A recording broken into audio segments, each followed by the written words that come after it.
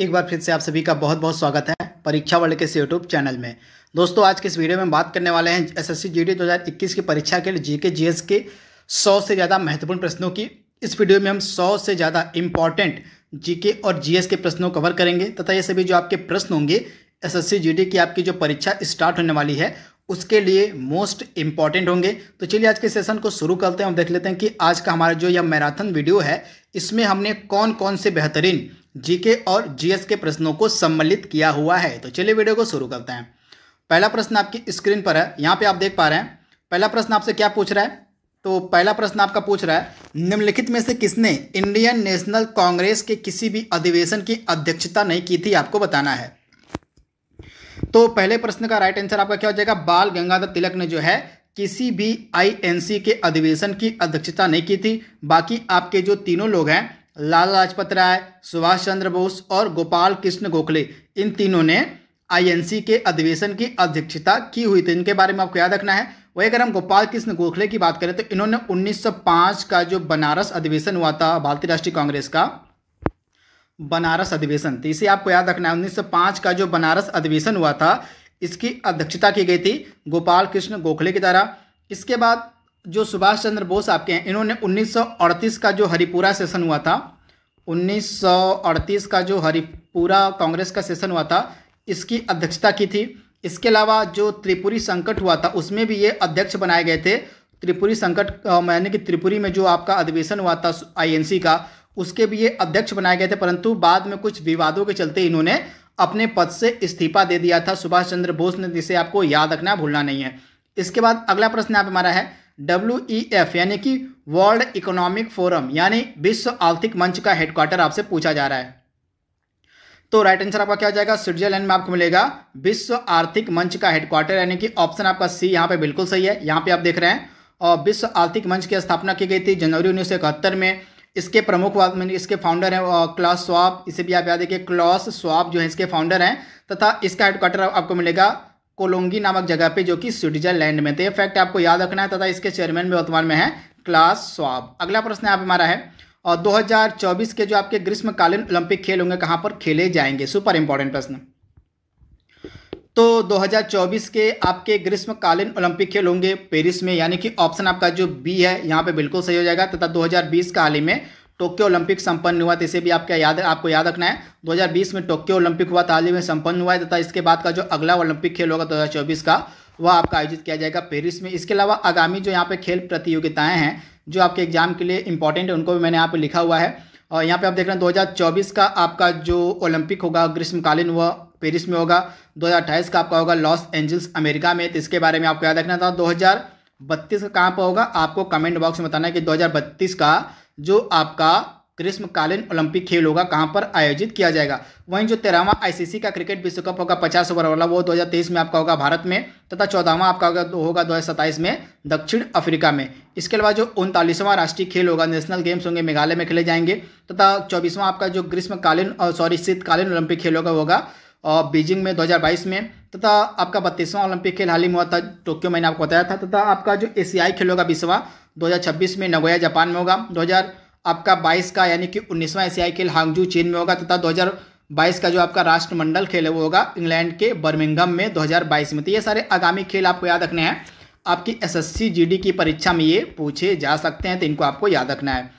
अगला प्रश्न यहाँ पे हमारा है, भारत में प्रथम नगर निगम की स्थापना कहाँ पर की गई थी? इंपॉर्टेंट प्रश्न है, स्टार मार्क इसको आप कर लीजिएगा। तो इसका राइट आंसर हो जाएगा मद्रास, यानी कि ऑप्शन आपका जो ए है 100% सही है। अगला प्रश्न यहाँ पे हमारा है, प्रश्न यहाँ पे आप देख पा रहे हैं, एक चीज़ आप नोट डाउन कर लीजिएगा। तो 2020 का आपका ओलंपिक खेल हुआ टोक्यो का, इसमें भारत का प्रदर्शन क्या रहा?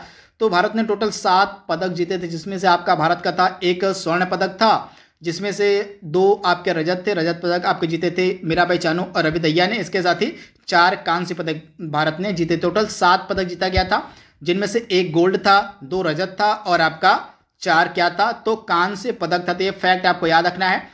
इसके अलावा ध्वजवाहक भी आपसे एग्जाम में पूछे जा सकते हैं। तो ओपनिंग सेरेमनी में टोक्यो ओलंपिक के ध्वजवाहक थे मनप्रीत सिंह और मैरी कॉम, और क्लोजिंग सेरेमनी के ध्वजवाहक कौन था? तो बजरंग पुनिया। तो ये सारे फैक्ट आपको याद रखने हैं, भूलने नहीं है। इसके बाद अगला प्रश्न यहाँ पे हमारा है, बंगाल विभाजन को किस वर्ष रद्द कर दिया गया था? आपसे पूछा जा रहा है, इंपॉर्टेंट प्रश्न। तो बंगाल विभाजन को किस वर्ष रद्द कर दिया गया था? तो 1911 का जो आपका दिल्ली दरबार आयोजित किया गया था, इसमें जो है बंगाल विभाजन को रद्द कर दिया गया था। तो ऑप्शन आपका ए यहाँ पे बिल्कुल सही है। इसके अलावा गुप्त काल की राजकीय भाषा आपसे पूछी जा रही है। तो जो गुप्त काल था यानी कि जो गुप्त शासक थे उनकी जो राजकीय भाषा थी वह थी संस्कृत। तो ऑप्शन आपका यहाँ पे बी बिल्कुल सही हो जाएगा। संस्कृत जो थी वह राजकीय भाषा थी गुप्त काल की। तो आप इसे याद रखिएगा। वहीं जो सातवाहन थे उनकी जो राजकीय भाषा थी वह थी प्राकृत। इसे भी आपको याद रखना है। इसके बाद अगला प्रश्न आप हमारा, इसमें से कौन सा अनवीनीकृत ऊर्जा का स्रोत है? तो अनवीनीकृत ऊर्जा का स्रोत इसमें से पेट्रोलियम है। तो आप इसे ध्यान दीजिएगा, यानी कि इसको हम दोबारा से नहीं बना सकते हैं। दोबारा अगर इसको बनाना होगा तो बहुत ही लंबा समय लगेगा, यानी कि यह एक अनवीनीकृत ऊर्जा का स्रोत है पेट्रोलियम। इसके अलावा बाकी जो तीनों आपके ऑप्शन है, सौर ऊर्जा, बायोगैस और वायु ऊर्जा, ये आपके नवीनीकृत ऊर्जा के स्रोत हैं। इसमें से आपको बताना है कि जो लौंग है निम्नलिखित में से किसका एक निरूपण है? तो इंपॉर्टेंट प्रश्न है। इसका राइट आंसर आपका क्या हो जाएगा? फूलकली का एक निरूपण होता है लौंग। अगला प्रश्न यहाँ पे हमारा है, किम्बर्ले और प्रिटोरिया क्यों फेमस है? इंपॉर्टेंट प्रश्न है। तो किम्बर्ले और प्रिटोरिया जो है ये अफ्रीका के इंपॉर्टेंट हीरा उत्पादक क्षेत्र हैं, यानी कि ऑप्शन आपका जो बी है यहाँ पे बिल्कुल सही हो जाएगा। जो किम्बर्ले और प्रिटोरिया है यह दक्षिण अफ्रीका के प्रमुख हीरा उत्पादक क्षेत्र हैं। तो ऑप्शन आपका जो बी है यहाँ पे बिल्कुल सही हो जाएगा। इसके बारे में आपको याद रखना है, इंपॉर्टेंट यह प्रश्न है। वहीं दक्षिण अफ्रीका का जो जोहान्सबर्ग है यह सोना के खनन के लिए यानी कि स्वर्ण खनन के लिए पूरे विश्व में फेमस है। तो इसके बारे में अभी आपको याद रखना है। इसके बाद एशियाई विकास बैंक का हेडक्वार्टर आपसे पूछा जा रहा है। तो मनीला, फिलीपींस की जो राजधानी मनीला, यहाँ पे आपको मिलेगा एडीबी यानी कि एशियाई विकास बैंक का हेडक्वार्टर, यानी कि ऑप्शन आपका जो सी है यहाँ पे बिल्कुल सही हो जाएगा, मनीला। अगला प्रश्न यहाँ पे हमारा है, और भारतवर्ष में खारे पानी की सबसे बड़ी झील आपसे पूछी जा रही है। तो खारे पानी की यहाँ पे बात हो रही है, तो राइट आंसर आपका क्या हो जाएगा? सांभर जो झील है या खारे पानी की सबसे बड़ी झील है। तो इंपॉर्टेंट प्रश्न है, इसको आप स्टार मार्क कर लीजिएगा। इसी तरह के आपके जीके के प्रश्न आपके एग्जाम में पूछे जाएंगे। तो ऑप्शन जो आपका यहाँ पे सी है बिल्कुल सही हो जाएगा। सांभर झील तथा आपको कहाँ मिलेगी? राजस्थान में। तो इंपॉर्टेंट है, इसको आप स्टार मार्क कर लीजिएगा। अगला प्रश्न यहाँ पे हमारा क्या पूछा जा रहा है, देख लीजिए। यहाँ पे पूछा जा रहा है आपसे कि स्वराज जो पार्टी थी इसका गठन जो है कब किया गया था? इंपॉर्टेंट प्रश्न है। तो स्वराज पार्टी का गठन किस वर्ष में किया गया था? तो 1923 में। राइट आंसर आपका क्या हो जाएगा? जनवरी 1923 में स्वराज पार्टी का गठन किया गया था। CR दास और मोतीलाल नेहरू के द्वारा मिलकर स्वराज पार्टी का गठन किया गया था जनवरी 1931 में। इसमें जो आपके CR दास है यानी कि चित्तरंजन दास जो थे ये इसके अध्यक्ष थे, और आपके जो मोतीलाल नेहरू थे ये आपके महामंत्री थे। तो ये फैक्ट भी आपको याद रखना है। इसके बाद अगला प्रश्न यहाँ पे हमारा है, प्रधानमंत्री जन आरोग्य योजना की शुरुआत कब की गई थी? इंपॉर्टेंट प्रश्न, 100% आपके एग्जाम में पूछा जा सकता है। इस प्रश्न का जवाब आप हमें देंगे कमेंट बॉक्स में। इस तरह के प्रश्न आपसे एग्जाम में पूछे जा सकते हैं। योजनाएं जो इंपॉर्टेंट केंद्र सरकार के द्वारा हाल ही में चलाई गई हैं वो भी आपसे पूछी जा सकती है। तो इस प्रश्न का जो आंसर है आप हमें कमेंट बॉक्स में दीजिएगा कि जो आपकी प्रधानमंत्री जन आरोग्य योजना है इसकी जो शुरुआत है कब की गई थी, तथा इस योजना के अंतर्गत कौन कौन से लाभार्थी हैं जो सम्मिलित हो सकते हैं, इस योजना का क्राइटेरिया क्या है, उसको आपको कमेंट बॉक्स में बताना है। आपको बताना है कि 2011 की जनगणना के अनुसार भारत में निम्न में से कौन सा सर्वाधिक जनसंख्या वाला राज्य था? तो इंपॉर्टेंट प्रश्न है, उत्तर प्रदेश इसका राइट आंसर हो जाएगा। उत्तर प्रदेश की जनसंख्या सबसे अधिक थी। अगला प्रश्न यहाँ पे हमारा है, राष्ट्रीय एकता दिवस कब मनाया जाता है? इंपॉर्टेंट प्रश्न है। तो राष्ट्रीय एकता दिवस आपका मनाया जाता है प्रतिवर्ष 31 अक्टूबर के दिन। यह आपका सरदार पटेल का बर्थडे होता है, जन्म दिवस होता है, जो भारत में एकता दिवस के रूप में मनाया जाता है। आपको बताना है इसमें से किस संगठन के द्वारा वर्ल्ड पॉपुलेशन रिपोर्ट 2021 को प्रकाशित किया गया है। तो इस प्रश्न का हमारा राइट आंसर क्या हो जाएगा? संयुक्त राष्ट्र जनसंख्या कोष के द्वारा वर्ल्ड पॉपुलेशन रिपोर्ट को प्रकाशित किया जाता है। तो ऑप्शन आपका बी 100% सही है। इसके बाद अगला प्रश्न यहाँ पे हमारा है, आपको बताना है इसमें से कौन सा भारत का अंटार्कटिका में भारत का अस्थायी और उसके द्वारा परिचालित अनुसंधान स्टेशन है। तो इसमें से राइट आंसर आपका क्या हो जाएगा? भारती और मैत्री जो हैं ये दोनों इंपॉर्टेंट अंटार्कटिका में भारत के अस्थायी क्या है अनुसंधान स्टेशन है। तो ऑप्शन आपका जो यहाँ पे सी है बिल्कुल सही हो जाएगा, भारती और मैत्री। अगला प्रश्न यहाँ पे हमारा है, बजरंग पुनिया ने कौन सा मेडल जीता था? आपको बताना है टोक्यो ओलंपिक 2020 में। तो बजरंग पुनिया ने जीता था आपका कांस्य पदक, यानी कि ऑप्शन आपका जो ए है बिल्कुल सही हो जाएगा, कांस्य पदक। ऑप्शन आपका यहाँ पे ए बिल्कुल सही जाएगा। कांस्य पदक टोटल भारत ने 4 जीते थे तथा रजत पदक भारत ने 2 जीते थे और आपका एक गोल्ड मेडल जीता था किसने, तो नीरज चोपड़ा ने। किसमें, तो भाला फेंकने में। तो इसे आप ध्यान दीजिएगा। अगला प्रश्न यहाँ पे हमारा है, चमगादड़ अंधेरे में भी उड़ सकते हैं, इनकी सहायता कौन करता है अंधेरे में उड़ने में, आपको बताना है। तो अल्ट्रासोनिक वेव, यानी कि ऑप्शन आपका जो बी है बिल्कुल सही हो जाएगा, अल्ट्रासोनिक वेव। एल्युमिनियम किस खनिज से प्राप्त की जाती है, आपको बताना है। तो इंपॉर्टेंट प्रश्न है, बॉक्साइट इसका राइट आंसर हो जाएगा, बॉक्साइट। अगला प्रश्न यहाँ पे हमारा है, और दाब का एसआई मात्रक आपसे पूछा जा रहा है। तो दाब का एसआई मात्रक इसमें से हो जाएगा आपका पास्कल, यानी कि ऑप्शन आपका ए बिल्कुल सही है, पास्कल। आपको बताना है कि 2021 में Oscar award for the best motion picture का पुरस्कार जीतने वाले जो नो मैन लैंड मूवी थी, इसका निर्देशक कौन था।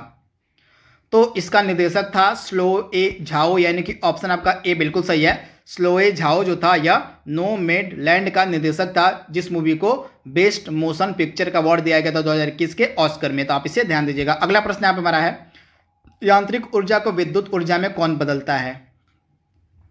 तो यांत्रिक ऊर्जा को विद्युत ऊर्जा में बदला जाता है किसके द्वारा, डायनामो के द्वारा, यानी कि ऑप्शन आपका डी बिल्कुल सही है, डायनामो।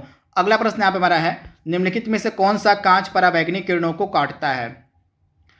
तो अगला इस प्रश्न का राइट आंसर हमारा क्या हो जाएगा, जो क्रुक्स कांच होता है यह आपका पराबैंगनी किरणों को काटने का कार्य करता है, यानी कि ऑप्शन आप जो आपका डी है बिल्कुल सही हो जाएगा, क्रुक्स कांच। प्रश्न यहाँ पे हमारा क्या कह रहा है देख लीजिए, प्लासी का जो युद्ध था यह कब लड़ा गया था, आपसे पूछा जा रहा है।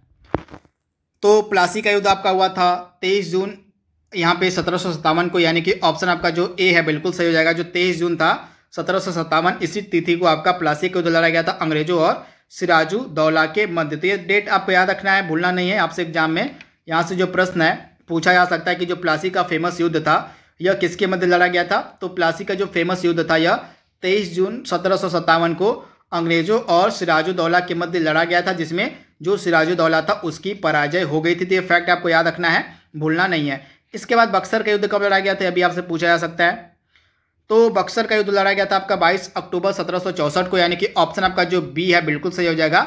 बक्सर का जो आपका युद्ध था 22 अक्टूबर 1764 को लड़ा गया था किसके द्वारा, तो भारत के 3 सेनाओं ने मिलकर लड़ा था। एक तो आपका हो गया जो बक्सर का युद्ध था ये लड़ा गया था जो आपका बंगाल का नवाब था मीर कासिम, अवध का नवाब सिराजुद्दौला और मुगल सम्राट शाह आलम द्वितीय के द्वारा मिलकर यह युद्ध लड़ा गया था अंग्रेजों के खिलाफ। लेकिन इसमें जो है भारत की जो तीनों सेनाएं थी वह हार गई थी, तो इसके बारे में आपको याद रखना है।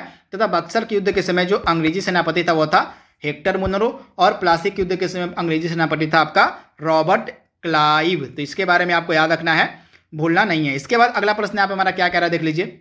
और अगला प्रश्न यहाँ पे हमारा है, विश्व युवा कौशल दिवस 2021 की थीम आपसे पूछी जा रही है।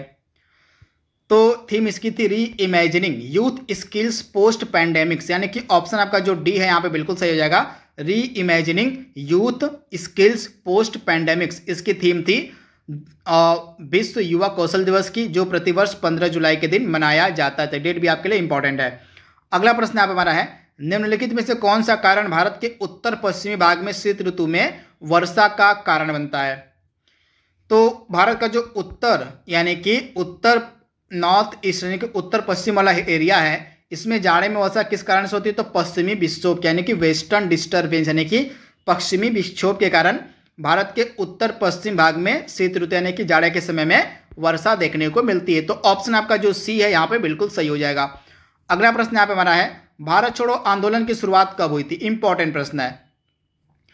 तो भारत छोड़ो आंदोलन की जो आपकी शुरुआत हुई थी 1 अगस्त को 1920 में। इसी तिथि को आपके जो बाल गंगाधर तिलक थे उनकी मृत्यु भी हो गई थी, यानी कि जिस दिन यहाँ पे भारत छोड़ो आंदोलन की बात हो रही तो 1942 इसका राइट आंसर हो जाएगा। मैंने यहाँ पे असहयोग आंदोलन के बारे में बात कर दी थी, तो दोनों को जान लीजिए आप। जो आपका असहयोग आंदोलन था इसकी शुरुआत आपकी हुई थी 1 अगस्त 1920 को, तथा इसी असहयोग आंदोलन के शुरुआत के दिन जो है बाल गंगाधर तिलक की मृत्यु हो गई थी, इसे आपको याद रखना है। तथा आपका जो भारत छोड़ो आंदोलन था इसकी शुरुआत हुई थी 1942 में। तो ये फैक्ट आपको याद रखना है।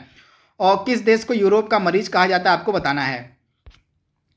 तो यूरोप का मरीज हम किसे कहते हैं, तो यूरोप का जो मरीज है यह कहा जाता है किसको, तो टर्की को, यानी कि ऑप्शन आपका जो डी है बिल्कुल सही है, टर्की को यूरोप का मरीज हम कहते हैं।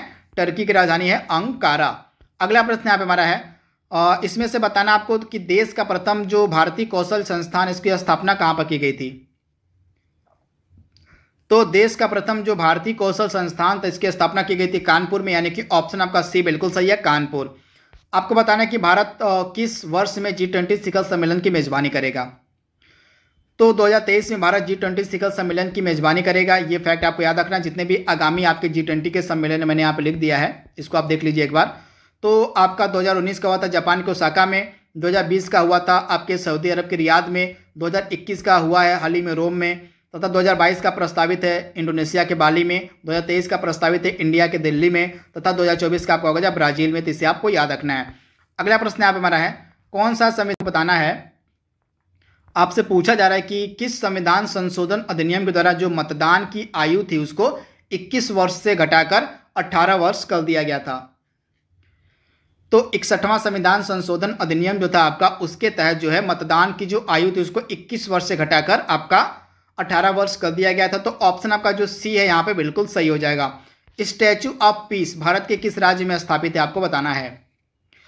तो स्टैचू ऑफ पीस आपको मिलेगा राजस्थान में, वहीं स्टैचू ऑफ यूनिटी आपको मिलेगा गुजरात में। तो दोनों आपको याद रखना है, स्टैचू ऑफ यूनिटी आपका है गुजरात में और स्टैचू ऑफ पीस आपका है राजस्थान में। अगला प्रश्न यहाँ पे हमारा है, हाल ही में जो धौलावीरा था इसको भारत का 40वां यूनेस्को वर्ल्ड हेरिटेज साइट घोषित किया गया था। तो आपको बताना है कि जो धौलावीरा है यह किस राज्य में अवस्थित है। तो धौलावीरा आपको मिलेगा कहाँ पे, तो यह मिलेगा गुजरात के लोथल में मिलेगा आपको धौलावीरा, गुजरात के कच्छ में मिलेगा, गुजरात के कच्छ में आपको मिलेगा धौलावीरा, जिसको हाल ही में भारत का 40वां वर्ल्ड हेरिटेज साइट घोषित किया गया है। तो आप इसे ध्यान दीजिएगा, इंपॉर्टेंट यह प्रश्न है।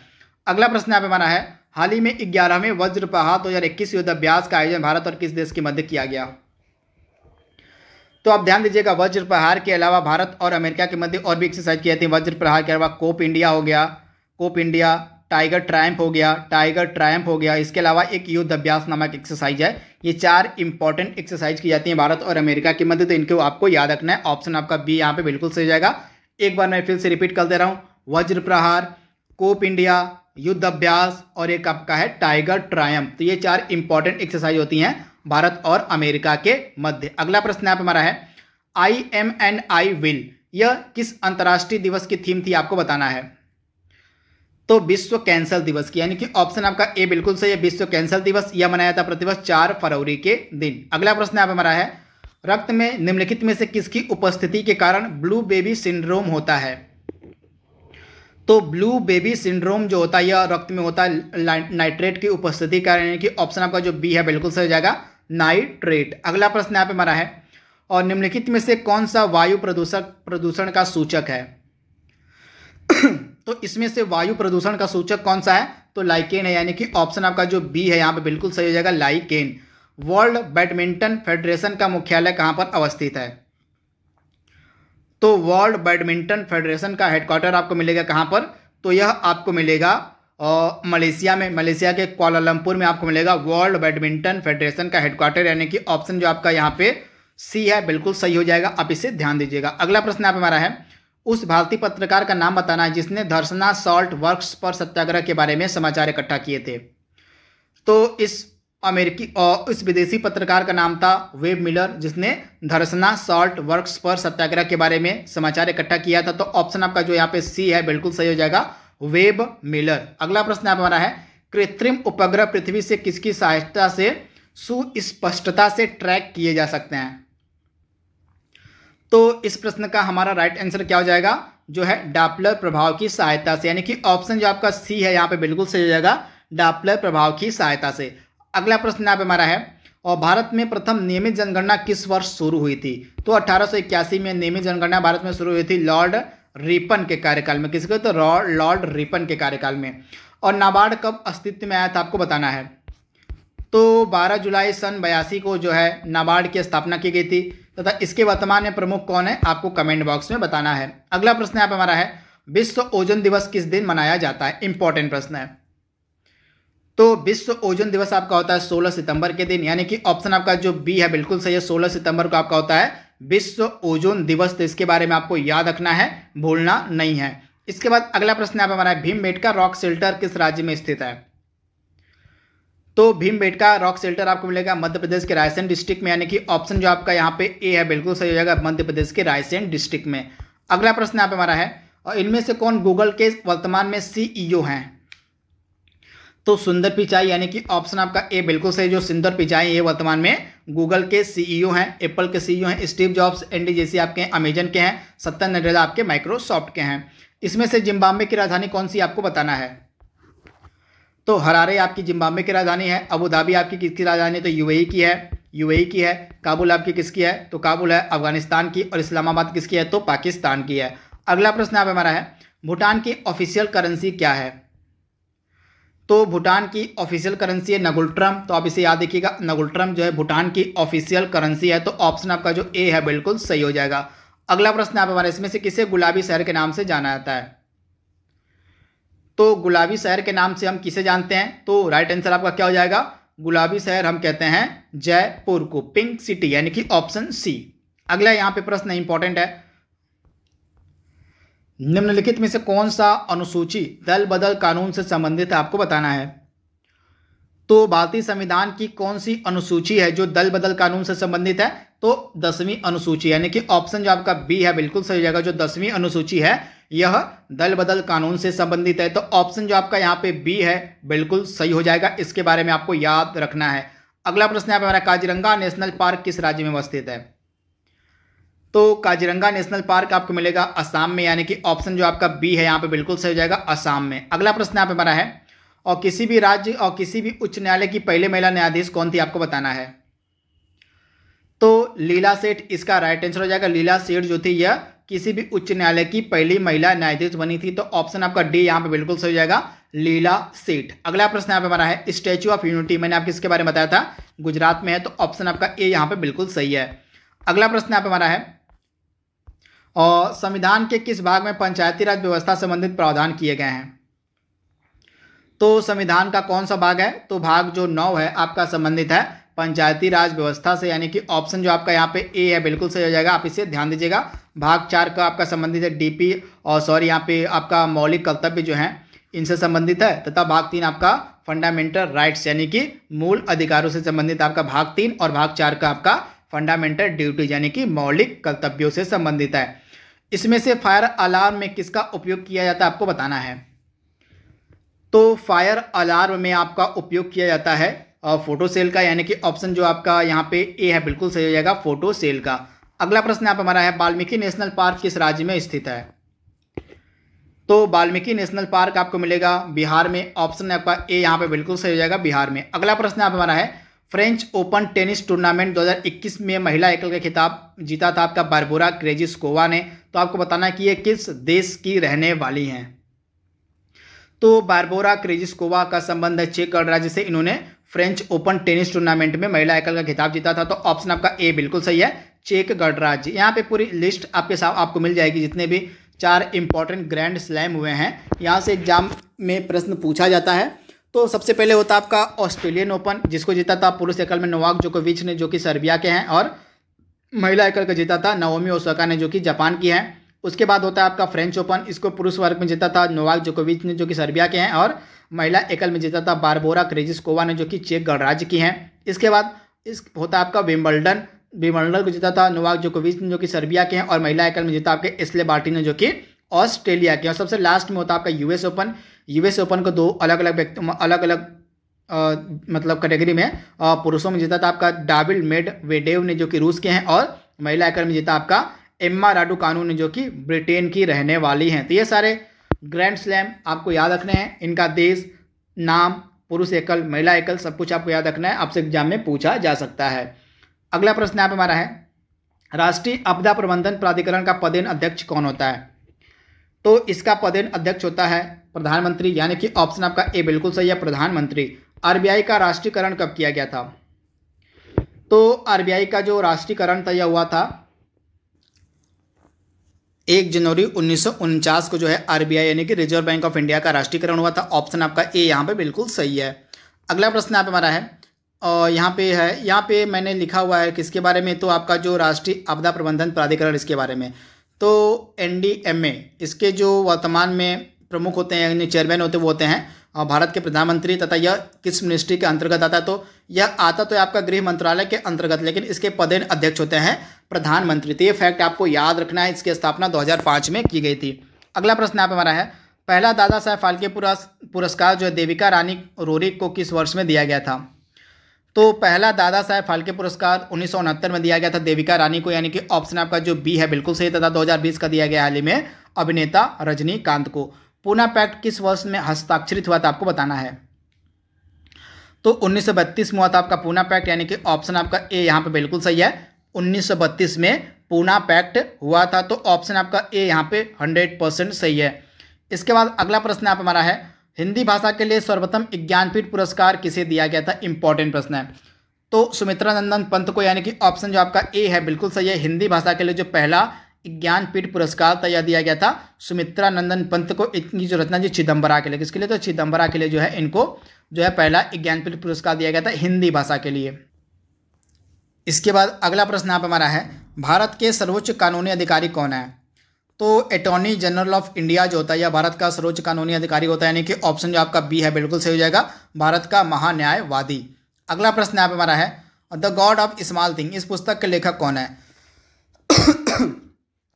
तो the God of small things इस पुस्तक के लेखक हैं अरुंधति राय, यानी कि ऑप्शन आपका जो बी है यहाँ पे बिल्कुल सही है। अरुंधति राय जो है the God of small things पुस्तक के लेखक हैं, तो ऑप्शन जो आपका बी है यहाँ पे बिल्कुल सही है। भारत में नगर पालिका का सदस्य बनने के लिए आवश्यक न्यूनतम आयु सीमा कितनी है? तो भारत में नगर पालिका का सदस्य बनने के लिए जो आवश्यक न्यूनतम आयु सीमा रखी गई वो रखी गई है 21 वर्ष, यानी कि ऑप्शन आपका ए यहाँ पे बिल्कुल सही है। अगला प्रश्न आप हमारा है, द्वितीय गोलमेज सम्मेलन को किस वर्ष आयोजित किया गया था? इंपॉर्टेंट प्रश्न है। तो आपका जो द्वितीय गोलमेज सम्मेलन था यह हुआ था आपका सितंबर 1931 से दिसंबर 1931 तक, यानी कि ऑप्शन जो आपका बी है यहाँ पे बिल्कुल सही जाएगा। सितंबर 1931 से लेके आपका दिसंबर 1931 तक चला था आपका द्वितीय गोलमेज सम्मेलन, तथा यह एकमात्र द्वितीय गोलमेज मतलब यह एकमात्र गोलमेज सम्मेलन था जिसमें महात्मा गांधी ने हिस्सा लिया था। किसके प्रतिनिधि के रूप में? तो कांग्रेस के प्रतिनिधि के रूप में। तो आप इसे ध्यान दीजिएगा। और कितने सालों के बाद राष्ट्रीय जनगणना की जाती है? इंपॉर्टेंट प्रश्न है। तो आपका 10 सालों के बाद जो है राष्ट्रीय जनगणना की जाती है, यानी कि ऑप्शन आपका ए यहाँ पे बिल्कुल सही है, 10 सालों के बाद। अगला प्रश्न आप हमारा है, भारतीय राष्ट्रीय कांग्रेस के द्वारा किस दिन को पूर्ण स्वराज घोषित किया गया था? आपको बताना है। तो पूर्ण स्वराज दिवस किस दिन को घोषित किया गया था? तो 26 जनवरी 1930 को जो है भारतीय राष्ट्रीय कांग्रेस के द्वारा पूर्ण स्वराज दिवस घोषित किया गया था, यानी कि 26 जनवरी 1930 को, यानी कि ऑप्शन जो आपका यहाँ पे है ए बिल्कुल सही जगह। जो भारतीय राष्ट्रीय कांग्रेस था, भारतीय राष्ट्रीय कांग्रेस थी, उसके द्वारा जो पूर्ण स्वराज दिवस था यह घोषित किया गया था 26 जनवरी 1930 को। तो आप इसे ध्यान दीजिएगा। और जयप्रकाश नारायण को कौन सी उपाधि दी गई थी? तो लोकनायक जयप्रकाश नारायण को कहा जाता है, यानी कि ऑप्शन आपका जो बी है बिल्कुल सही है, लोकनायक। अगला प्रश्न आप हमारा है, मैडम भीखाजी कामा ने भारत के तिरंगी स्वतंत्रता ध्वज को कहाँ पर फहराया था? आपको बताना है। तो जर्मनी के स्टुटगार्ट शहर में। कहाँ पर? तो जर्मनी के स्टुटगार्ट शहर में जो है भीखाजी कामा ने भारतीय तिरंगे को फहराया था। तो ऑप्शन आपका बी यहाँ पे बिल्कुल सही है। इनमें से किस कारक पर तारों का रंग निर्भर करता है? तो उनके टेम्परेचर पर, यानी कि ऑप्शन आपका सी बिल्कुल सही है, तापमान पर। अगला प्रश्न आप हमारा है, राइबोफ्लेविन की कमी से कौन सा रोग होता है? आपको बताना है। तो राइबोफ्लेविन जो होता है आपका विटामिन B2 होता है, यानी कि आप याद रखिएगा विटामिन B2 को हम कहते हैं राइबोफ्लेविन, तथा इसकी कमी से आपका चेलोसिस या किलोसिस नामक बीमारी होती है, तो इसके बारे में आपको याद रखना है। तथा आपका पेलाग्रा जो होता है यह विटामिन B3 होता है, पेलाग्रा जो होता है आपका विटामिन B3 होता है, तो इसके बारे में आपको यहाँ पे जो पेलाग्रा नामक बीमारी होती है वो विटामिन B3 के कारण होती है। तथा पेलाग्रा मतलब विटामिन B3 होता है क्या? तो नियासिन इसको हम कहते हैं, नियासिन इसका रासायनिक नाम है। विटामिन B3 का रासायनिक नाम आपका नियासिन होता है, तथा इसकी कमी से विटामिन B3 कमी से आपका पेलाग्रा नामक रोग होता है। तथा विटामिन B2 आपका होता है राइबोफ्लेविन, तथा इसकी कमी से आपका चेलोसिस नामक बीमारी होती है। तथा विटामिन B1 जो होता है आपका, विटामिन B1 जो होता है आपका होता है क्या? थायमिन होता है, जैसा इसकी कमी से बेरी नामक बीमारी होती है। तथा विटामिन सी आपका जो होता है एस्कॉर्बिक एसिड होता है। विटामिन सी जो आपका होता है वो एस्कॉर्बिक होता है, जिसकी कमी से स्कर्वी नामक बीमारी होती है। इसके बाद आपको बताना इसमें से कौन सी गैस गुब्बारे में भरी जाती है? तो हीलियम राइट आंसर हो जाएगा, ऑप्शन डी हीलियम। अगला प्रश्न यहाँ पे हमारा है, निम्नलिखित में से कौन सा रोग मच्छर वाहित नहीं है? तो इसमें से फाइलेरियासिस जो है यह मच्छर वाहित बीमारी नहीं है, यानी कि ऑप्शन जो आपका बी है बिल्कुल सही हो जाएगा। फाइलेरियासिस जो है यह मच्छर वाहक बीमारी नहीं है, तो आप इसे ध्यान दीजिएगा। अगला प्रश्न यहाँ पे हमारा, निम्नलिखित में से कौन सा अनुच्छेद आकस्मिकता निधि की कंटीजेंसी फंड से रिलेटेड है? तो अनुच्छेद 267 का जो आपका संबंध या कंटीजेंसी यानी कि आकस्मिकता निधि से संबंधित है, तो ऑप्शन जो आपका यहाँ पे सी है, बिल्कुल सही हो जाएगा। अगला प्रश्न यहाँ पर, तो यहाँ पे दोस्तों हम यहाँ पे वीडियो को समाप्त करेंगे क्योंकि वीडियो बहुत ज़्यादा लंबा होने जा रहा है तथा जो मेरी फ़ोन की बैटरी है वो भी डेड होने वाली है, तो इसको हम आगे कल कंटिन्यू करेंगे। सिर्फ आप आज का वीडियो देख लीजिए, कल से हम इसके लिए और इम्पॉर्टेंट वीडियो अपलोड करेंगे। तो आज के लिए बस इतना ही। वीडियो को बीच में रोकने के लिए मैं आपसे माफ़ी चाहता हूँ। तो इस वीडियो को हम कल कंटिन्यू करेंगे। तो आज के लिए बस इतना ही। Thank you, thanks for watching, thank you.